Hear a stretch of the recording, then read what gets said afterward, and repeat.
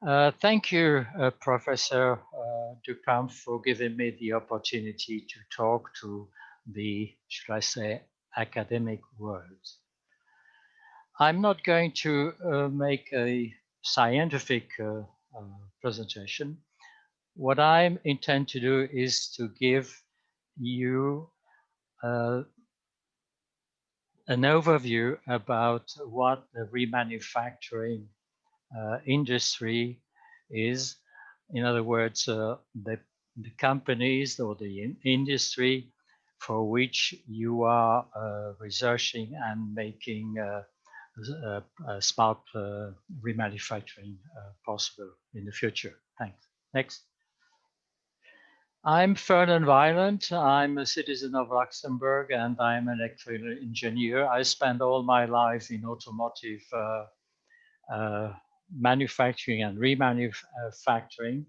And I also was chairman of an association, and I will say a little bit more in a minute. I have edited, because I'm a consultant and an editor, I have edited 5 books on remanufacturing. And yes, today, yes, I mentioned already Automotive Parts Manufacturer Association, APRA, which is the association I was a chairman. Now, such an association has many members, the remanufacturers, the component remanufacturers, because these guys also need new components, then the car manufacturers, then so-called core dealers. These are companies selling old units to the remanufacturer. Then we have the wholesalers, the distributors who are selling the product to the garages or the consumer. And then, of course, we have also the academic world, which we need for future improving our processes. And people like me, we have also consulted. Next. APRA or firm, these associations are helping the manufacturers, the members, to exchange views, and they also support the members to increase and improve their business. We have, on top of that, we have the European Reman Council. That is an association, if you like, or a council, which is for all sectors. Remember, APRA and FIRM are only automotive, so these guys have all sectors in Europe, like the remanufacturers of wind turbines, which Javier Ramirez mentioned a few minutes ago. Now, this association or this council makes sure that the European remanufacturers can improve and grow their business, and they have to make sure that regulations, which are often very important, are supporting their businesses. Next. Don't throw away, I say here, what I mean is the following. Of course, recycling is important, and recycling is not necessarily throw it away, but recycling is really the final stage of use of a product. And only if you cannot extend the life of the products, in other words, make them new again, you should look at remanufacturing first. Next. Because remanufacturing is a part of the circular economy.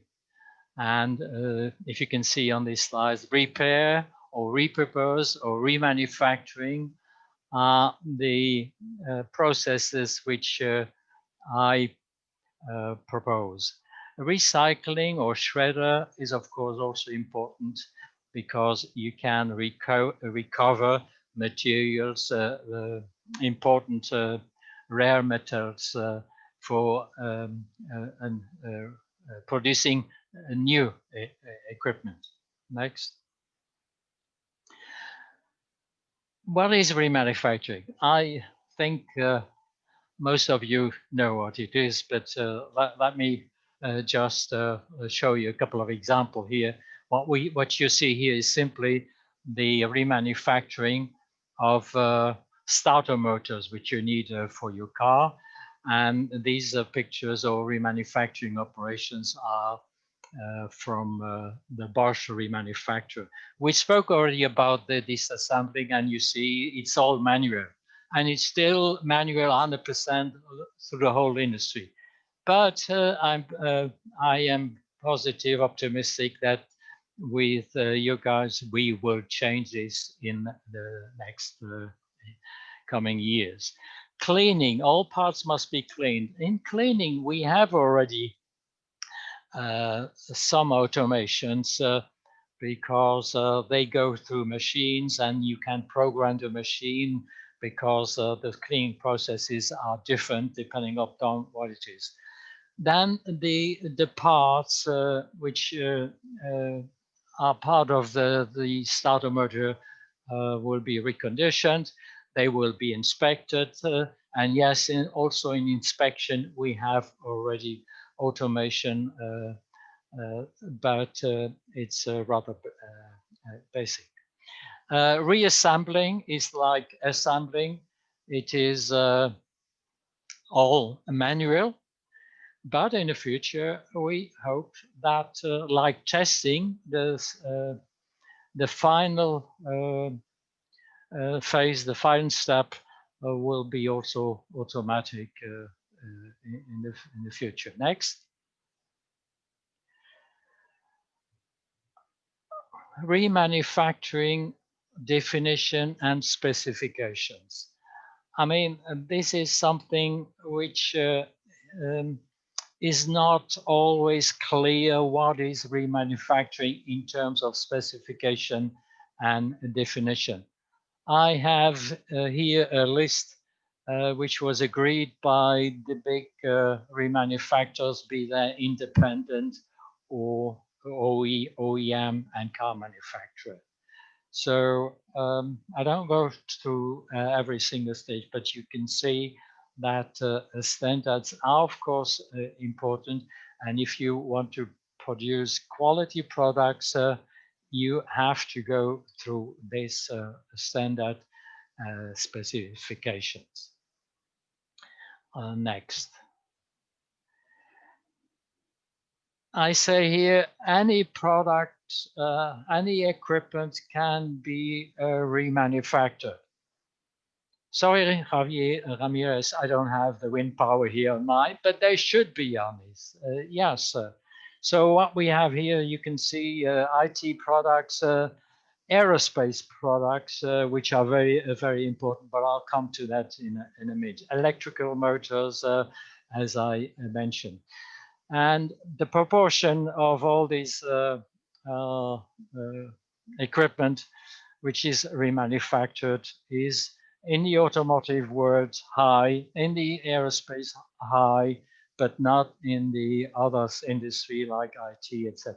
But that is for future development available. Next.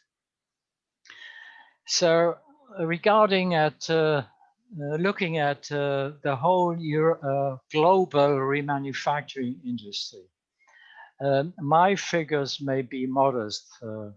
You will find other figures in the literature which are higher. Anyway, my view is that globally, remanufacturing is a business worth of 175 billion euro.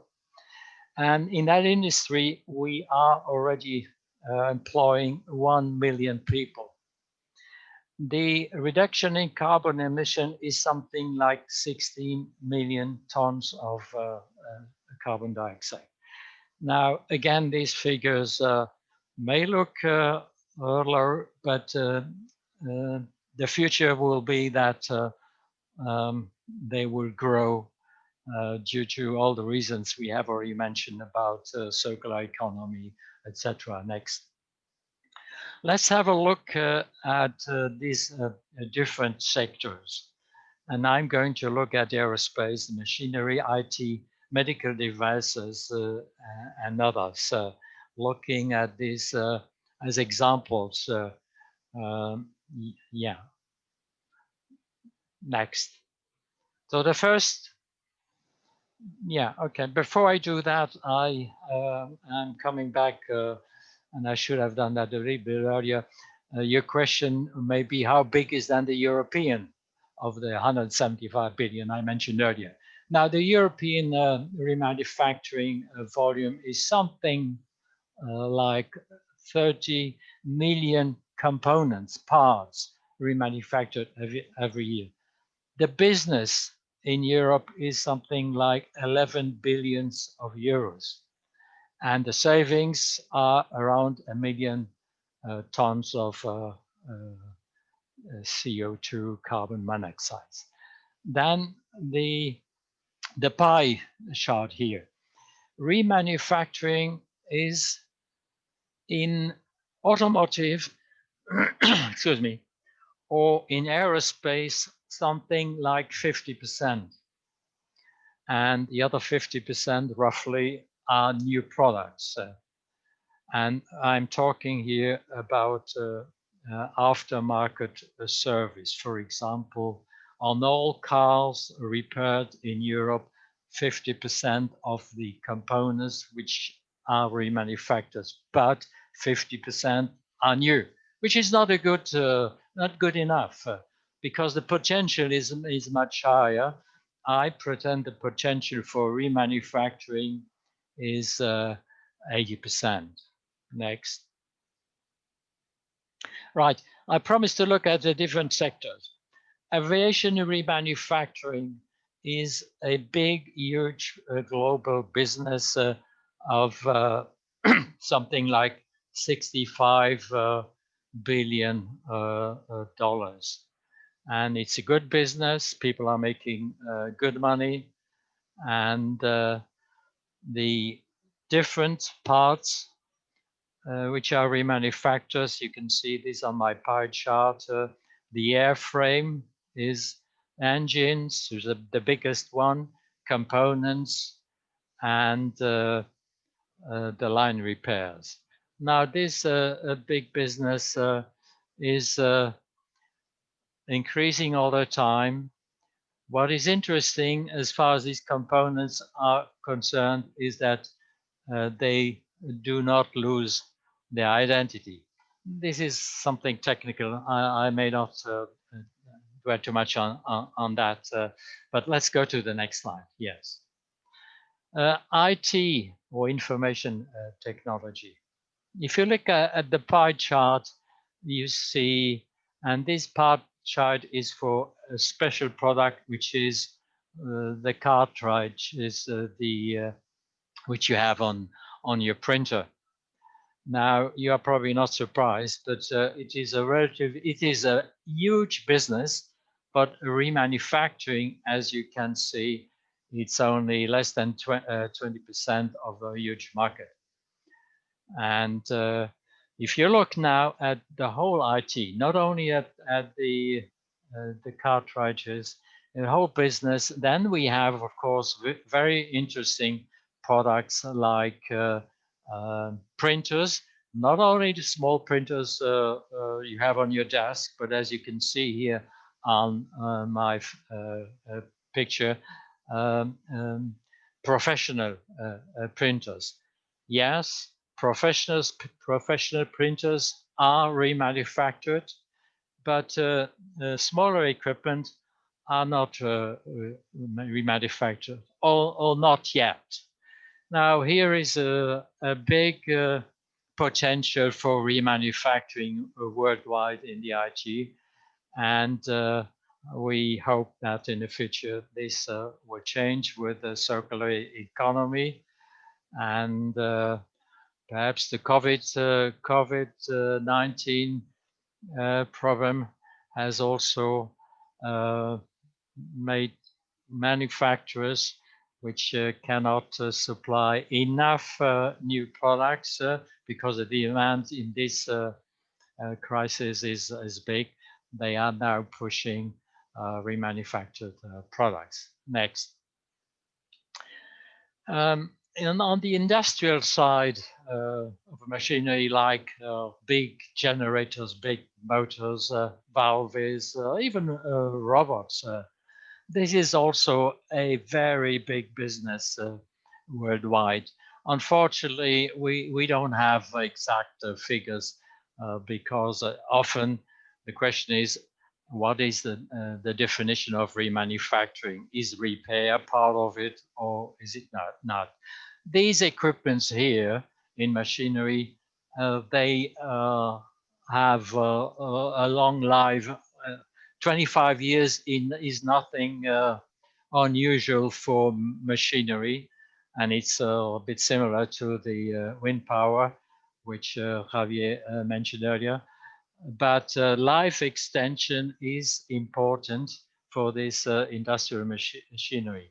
The interesting thing is about this 25-year-old machine is that often the designs doesn't exist anymore. Sorry, I mean the drawings, the technical information, all the little components need which you need to remanufacture the units and extend the product lines. So this is very interesting, and remanufacturing is an important part of the service business instead of new. Next. Fernand, we are running out of time. So okay, I'm finishing. Yeah. I'm finishing. Thank you. I'm coming now to the point I made. We have, and already Wolfgang Gerke mentioned it, we have to increase and improve the level of remanufacturing in terms of processes. You see where I mentioned already, we are 2019 at a level, and it should be higher next. And it was mentioned already by Wolfgang, we need a higher automation, and of course robotizing is important for it, because to elevate remanufacturing we need this technical innovation. Now let me come to my last slide. In order to elevate automation, we have, Wolfgang Gerke and I, we have created a symposium, an online symposium, where we present solutions for elevating remanufacturing. And our next online symposium is next week on November 4th. And you are welcome to attend. Thank you.